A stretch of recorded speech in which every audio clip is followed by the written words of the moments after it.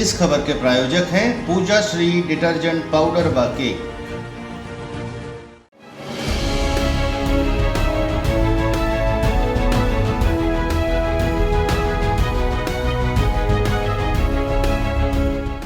नमस्कार, मैं हूं केशव तिवारी और अलग अंदाज में ही रहती है खबरें हमारी। पार्षद पिटाई कांड में अनुशासन समिति या यूं कहें जांच समिति के सदस्य रामदास मिश्रा, विनोद यादव, नरेंद्र त्रिपाठी, ऋषभ सिंह छोटू ने भारतीय जनता पार्टी के कार्यालय में एक बैठक कर जांच का एजेंडा तय कर लिया है और सभी विवादित पक्षों से लिखित बयान लेने का फैसला किया है। अनुशासन समिति निश्चित तौर पर यह पूछेगी कि आखिरकार पीके जैन जी आपको मारा क्यों गया। अगर पीके जैन यह जवाब देते हैं कि हमारा कोई दोष नहीं था, इन दोनों पूर्व पार्षदों ने जबरदस्ती हमको मार दिया, तो जांच समिति का अगला सवाल होगा कि आखिरकार इन दोनों लोगों ने आज तक किसी को नहीं मारा, तुम्ही को क्यों मार दिया।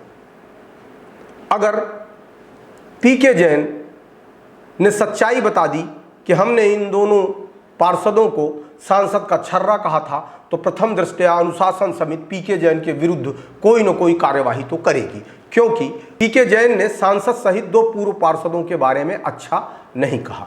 अब कार्यवाही के अनुसार जांच समिति क्या करेगी यह तो उनके ऊपर निर्भर है, लेकिन कार्यवाही के जद में पीके जैन भी आएंगे।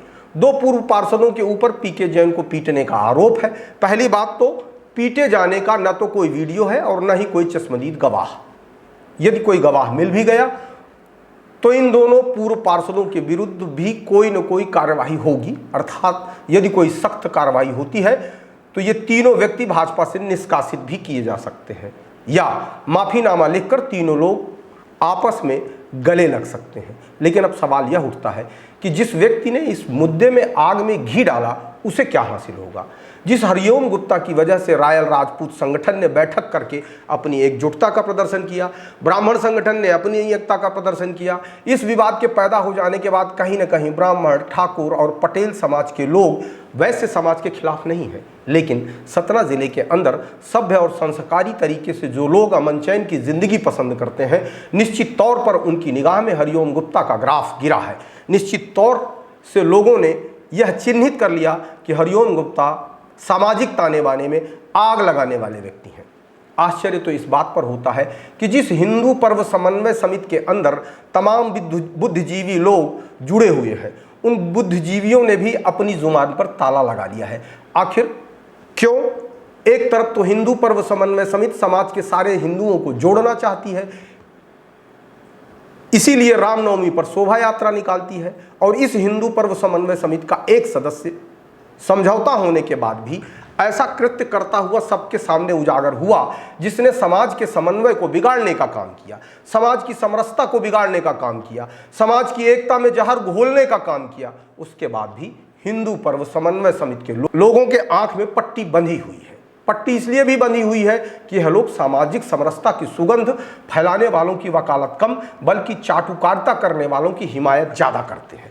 पार्षद पिटाई कांड के बाद वैश्य महासम्मेलन की तमाम कार्यप्रणाली के बारे में भी सवाल उठने लगे हैं। आखिरकार बीते कई वर्षों में वैश्य महासम्मेलन के कई जिला अध्यक्ष बदले गए, लेकिन बैंकिंग लेन देन में उन अध्यक्षों के हस्ताक्षर बैंक में क्यों नहीं होते।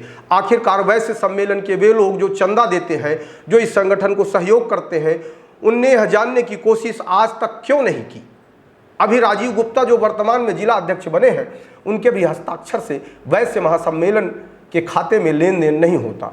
मैं जब विशाल खबर में मुद्दे की बात करता हूं, सच दिखाने की बात करता हूं, तो कुछ चाटुकार लोग अपने संस्कारों की वानगी घटिया कमेंट के माध्यम से देते हैं। इससे उनके संस्कारों का पता चल जाता है कि उनके माँ बाप ने और उनके गुरुओं ने क्या सिखाया है, कि सच का साथ नहीं झूठ का साथ देना है।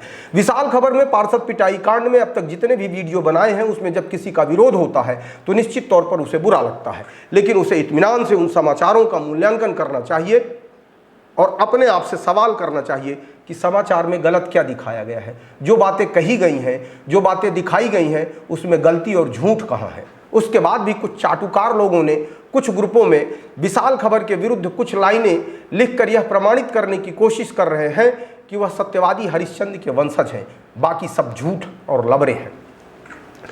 चाटुकारिता की चप्पल सर पर ढोने वाले अपने वक्तव्यों में मुझे ब्लैकमेलर तक कह रहे हैं। इस पूरे मामले में मुझे एक कहानी याद आती है कि एक संत थे, जो एक महिला के यहाँ कई बार भोजन करने चले गए। ग्रामीणों ने रोका और कहा कि इस महिला के यहाँ भोजन करने मत जाइए क्योंकि यह चरित्रहीन महिला है। फिर भी संत नहीं माने और उस महिला के यहाँ भोजन करने चले गए।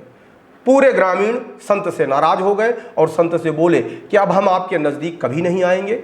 संत ने कहा, हम आप सारे ग्रामीणों की बात मानते हैं कि वह महिला चरित्रहीन है, लेकिन उसे चरित्रहीन होने के लिए एक पुरुष की भी जरूरत पड़ती है। आखिरकार उस महिला को चरित्रहीन बनाने वाले इस गांव के कितने पुरुष हैं?